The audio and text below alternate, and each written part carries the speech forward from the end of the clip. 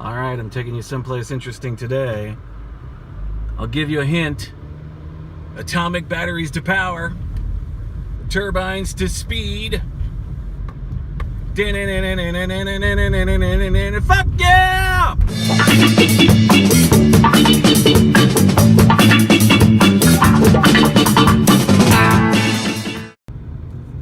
Just to give you a little bit of an idea of where we're at, you can see a little bit of the Hollywood sign up there.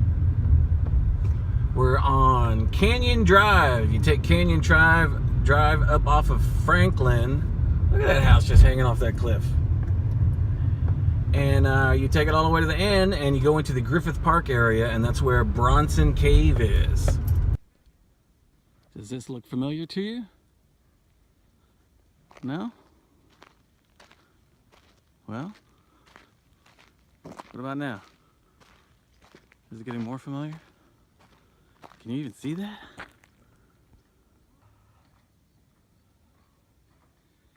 There it is, the Bat Cave. Now they only call it that because they use the outside right here, this little entrance or exit, however you look at it, for the part of the opening credits of the old Batman TV series where the Batmobile comes screaming out of the Bat Cave, and they had bushes up around it and some disguise, but it's really just an old mining tunnel. This end might not look familiar to you, but I bet the other end does. You know I'm going in here, right? Wouldn't you? At one point, I was gonna, ooh, I like the way my voice echoes in here. At one point, I was going to write like a little coffee table book, and I was gonna call it, I Smoked a Bowl in the Bat Cave, because I have. That was after my original idea, which was the first time I came up here, I had to go to the bathroom really bad, and I almost wrote a book called I Took a Shit in the Bat Cave. But I didn't want to disrespect the Bat Cave, so that didn't happen. Now as you go through here, it splits off into different chambers, and it comes out 3 different ways. That way, and this one.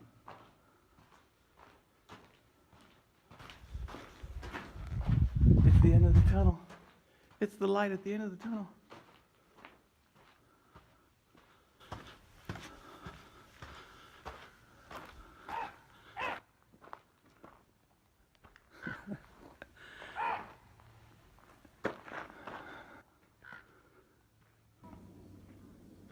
All right, now give you a little perspective on where we are. There's the Hollywood sign. So we're in Griffith Park, right?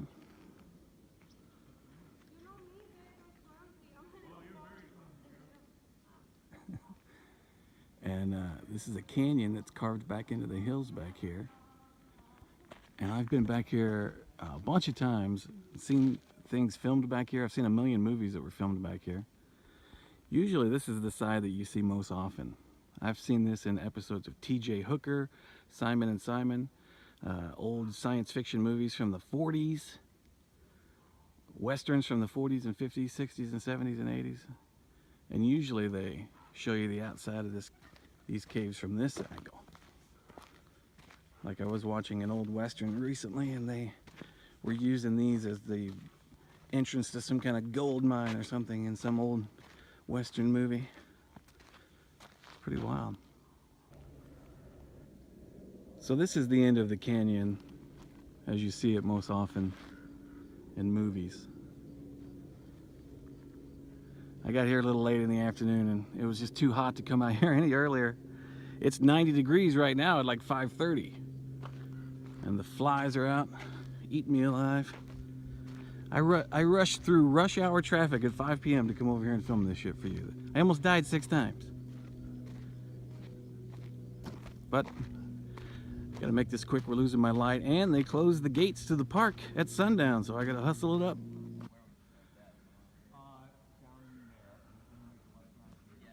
So as we say goodbye to the Bat Cave, let's take one last walk through here. I was watching a thing on public television the other day. It was Rick Steve. You know Rick Steve? The guy who goes to Europe and is always like, happy traveling. That's what I want to be like. I want to be like Rick Steve with an attitude. I want to be like Dick Steves. I want to be like Huell Hauser with a bad attitude. and Rick Steves if he was pissed off. Actually, I'm not very angry. I'm pretty happy. But, boy, it gets dark and foreboding in here. So I wanted to bring you to someplace kind of mysterious to talk to you about something. The Oracle of Delphi. Have you ever heard that name? That's a lot of fun. So the Oracle of Delphi is an ancient site in ancient Greece where all the old kings and powerful people in the ancient world used to travel very long, arduous journeys to go ask the Oracle. You ever heard that phrase? They still say it today. That tells you how powerful these people were. And what the Oracle was, it was a scam joint is what it was. It was basically soothsayers playing a trick on all these very powerful and rich people in the ancient world. And the way they did it was they built a temple around a crack in the earth where some kind of gas leaked up. And if you smelled enough of this gas, it would make you trip. You would have a hallucinogenic type trip, and you would freak out and roll around and say crazy shit. So they learned that if they could get some local virgins, who they called priestesses, to come. Of course, they weren't virgins very long after the priests got a hold of them. But they could have these priestesses breathe in the vapors coming up out of the crack in the earth. They would trip out, writhe around, and say crazy things.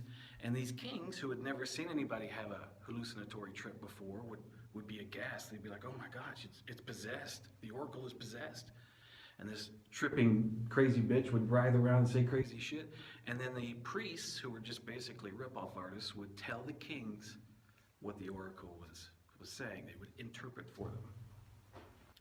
And everybody fell for this. And one of the reasons that they fell for it is because since everybody who was powerful went there and told their problems to the priests knew everything that was going on behind the scenes in the ancient world. So a king could come to them, and the priest would be able to tell the king stuff that even the king didn't know. So the king thought, oh my God, they have divine knowledge.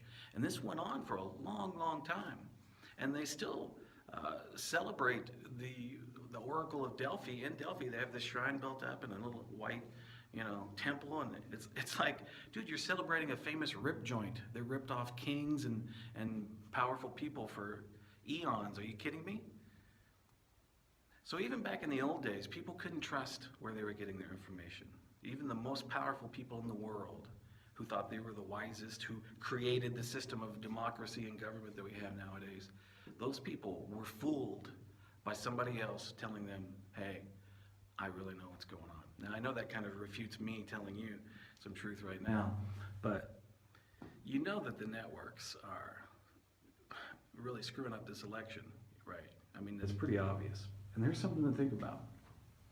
I don't like to talk about conspiracy theories too much on here anyway, because it just upsets people. They don't want to believe it.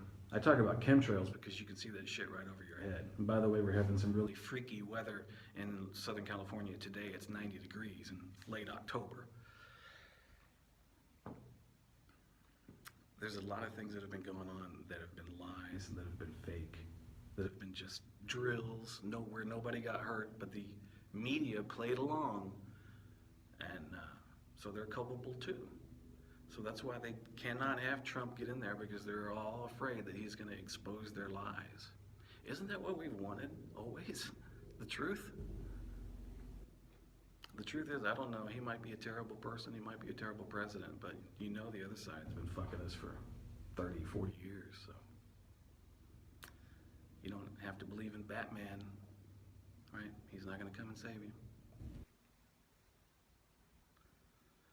So I had to cut off my little speech, my little story there, because there was a woman coming, and I didn't want her to hear me talking about Trump. Think about that. I had to go underground. I literally have to go underground to talk about this. And even underground, I'm afraid. Ugh. I don't want to get hunted down and lynched. So, as the sun sets on Bronson Canyon in the Batcave, I hope you'll subscribe and leave me a nice comment and a thumbs up. Good luck.